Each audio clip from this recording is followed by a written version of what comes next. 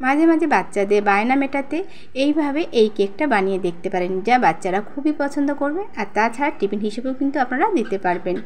নমস্কার বন্ধুরা, রোজকার মতো আজও একটা রেসিপি নিয়ে চলে এসেছি।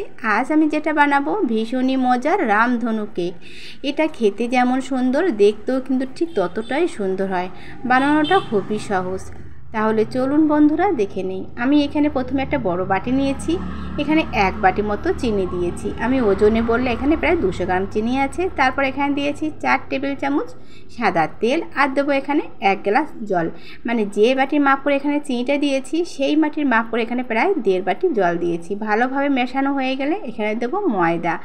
এখানে ময়দা আছে ওই বাটির মাপ করে প্রায় 2 বাটি। আর এখানে দিয়েছি গুঁড়ো দুধ প্রায় 7 থেকে 8 টেবিল চামচ দিয়ে ভালোভাবে মিশিয়ে নিতে হবে। গুঁড়ো দুধটা দিলে খেতে কিন্তু বেশ ভালো লাগে। এটাকে খুব ভালোভাবে ফেটে নিতে হবে।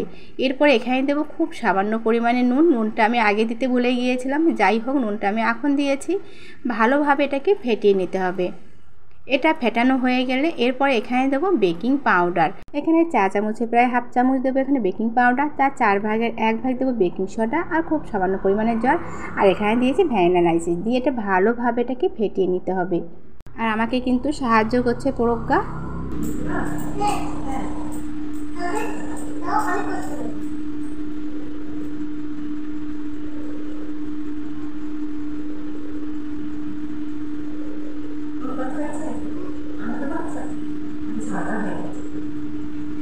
কেকের ব্যাটারটা দেখেও বন্ধুরা বুঝতে পারছেন যে ঘনত্বটা কেমন হবে, ঠিক এমনই হবে। এরপরে আমি এখানে কতগুলো বাটি নিয়ে নিয়েছি। কিছু হবে না, কিছু হবে না।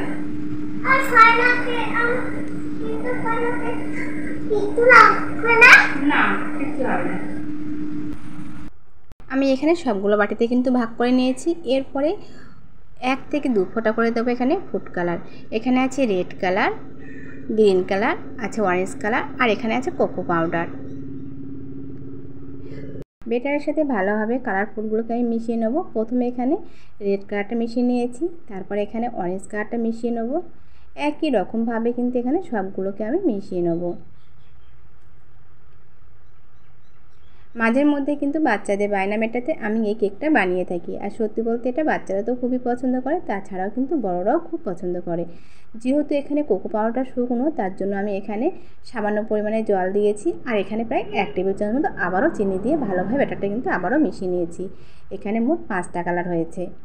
প্রথমে আমি এখানে একটা মোল্ড নিয়েছি, এটা কেকের মোল্ড। আর এখানে তলায় একটা কাগজ দিয়ে ভালোভাবে সাদা তেলটা ব্রাশ করে নিয়েছি। তারপর এখানে সাদা যে ব্যাটারটা আছে সেই ব্যাটারটা ভালোভাবে দিয়ে দেবো।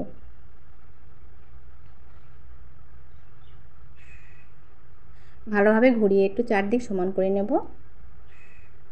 আর এই কেকটা কিন্তু হবে সম্পূর্ণ জলের ভাপে। এর জন্য কড়াইতে আমি আগের থেকে জলটা দিয়ে রেখেছি, আর জলটা কিন্তু বেশ ভালোভাবে গরম হয়ে গেছে। এর উপরে একটা স্ট্যান্ড দিয়ে আর মোলটা বসিয়ে ঢাকনা দিয়ে রাখবো ঠিক 2 মিনিটের জন্য।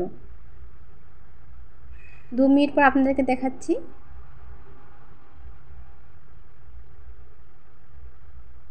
উপরটা যখন হালকা দেখতে পাবেন যে শুকনো শুকনো হয়ে গেছে, মানে অনেকটা কালার চেঞ্জ হয়ে গেছে, তারপর এখানে কিন্তু অন্য অন্য ব্যাটারগুলো দিতে হবে। আমি এখানে প্রথমে দিয়েছি গ্রিন কালার দিয়ে চামচের সাহায্যে এটাকে ভালোভাবে চারদিক সমান করে নেব। এই কেকটা বানাতে কিন্তু বন্ধুরা খুব বেশি সময় লাগে না। একই রকম এটাকেও কিন্তু 2 মিনিট মতো রেখে দেবো। 2 মিনিট পর আপনাদেরকে দেখাচ্ছি আবারও। এরপরে এখানে দেবো রেড কালার।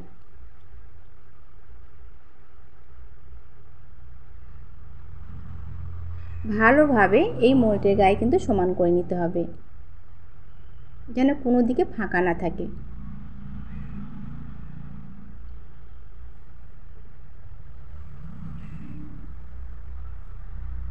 আমি এইভাবে মোট এখানে দিয়েছি কিন্তু 5টা লেয়ার। এখানে মোট 5টা লেয়ার করেছি আমি।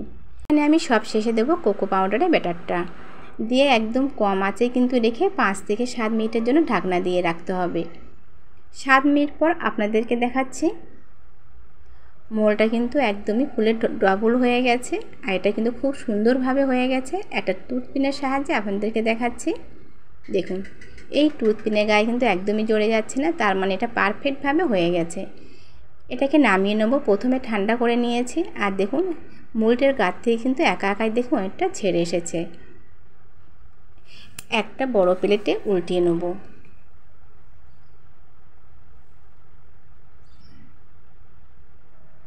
নিচের কাগজটাকে আমি তুলে নিয়েছি।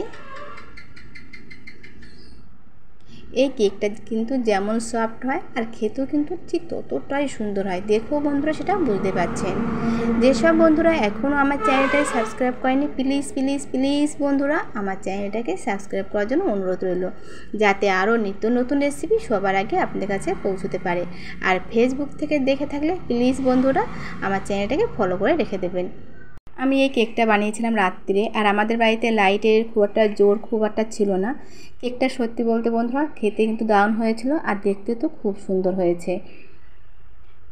আমার মেয়ের আবদারে রাত যখন 10টা বাজে সেই সময় আমি কেকটা বানিয়েছিলাম। তবে ও বলল অন্য কোনো কেক, মানে কেক খাবে, সেটা কিন্তু যে কেক খায় সে কেক না, একটু অন্য ধরনের কেক। তখন বুদ্ধি করে এই রামধনু কেকটাই বানিয়েছিলাম। তবে আমার ছোটো মেয়ে খুব খুশি হয়েছিল, আর তার থেকে ও খেয়ে খুব খুব ভালো লেগেছিলো। যাই হোক, আপনারা একবার হলো এইভাবে বানাবেন, আর কেমন হয়েছে অবশ্যই কমেন্ট করে জানাবেন। একটা কেটে দেখাচ্ছি আপনাদেরকে। কেকটা কিন্তু যতটা সফট হয়েছে ঠিক ততটাই কিন্তু জালিদার হয়েছে। তাহলে বন্ধুরা সবাইকে আজকের মতো নমস্কার। সবাই ভালো থাকবেন, সুস্থ থাকবেন। আবারও একটি রেসিপি নিয়ে চলে আসবো খুব তাড়াতাড়ি।